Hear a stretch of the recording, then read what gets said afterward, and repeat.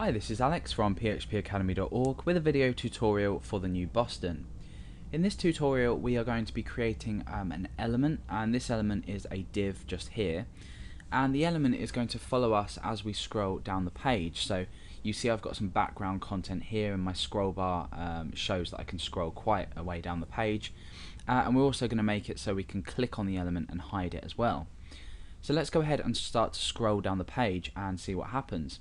You can see that the element is following us all the way down, so it's staying in the exact position that it's in.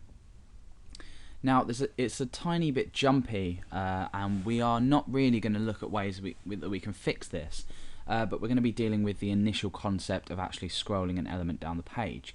It shouldn't really matter too much with things like images, if you were to place images inside this div. So you could just create your div as an image essentially, or have an image scroll down the page on its own.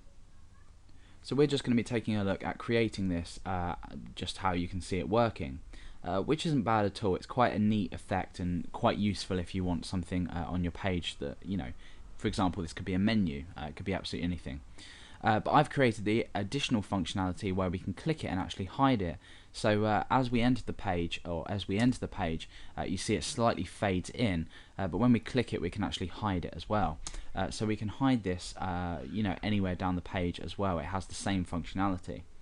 So it's quite useful for creating, for example, adverts that would follow a user down the page, or such as something like information that the user might need to know, or you might want to let your users know as they scroll down the page. So let's go ahead and go over to our text editor and start to write this out. Okay, so inside of our text editor on our index page, we're going to have to actually create the div that we want to be displayed.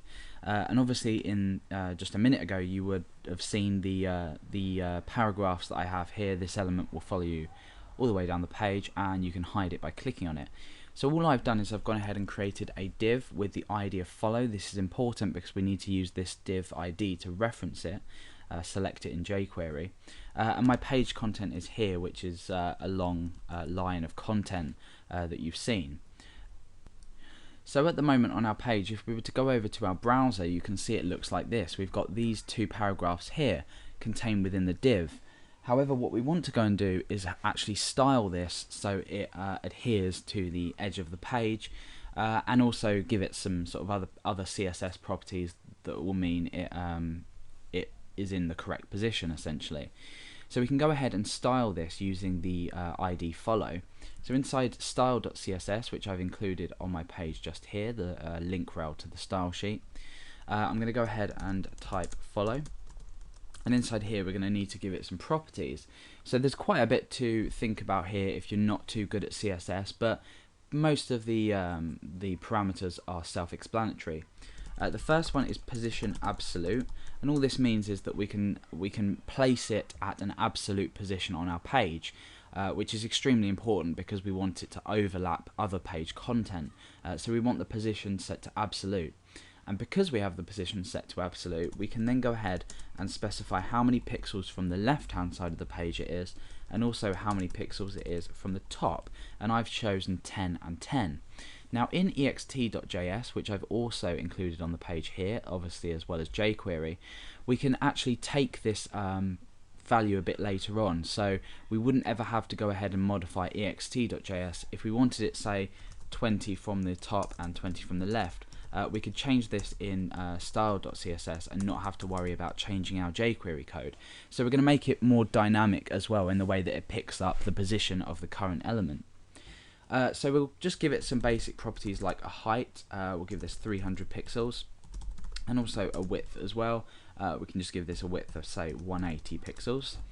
We also want to go ahead and just give it a background color, which is just so we can see it on the page, and it hasn't just got a plain white background. And also we want to go ahead and give it a border, so that's a border of 1 pixel, a solid border, and the color is 40 40 40, which I've chosen, which is a sort of mid grey color.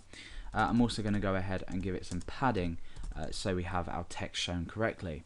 Now the CSS that I've just written here will enable it to be viewed in a different way. At the moment you can just see it's just text here on a page essentially, but when we refresh you can see that we've now got it styled correctly. It's in a position absolute, which means it is overlapping our content.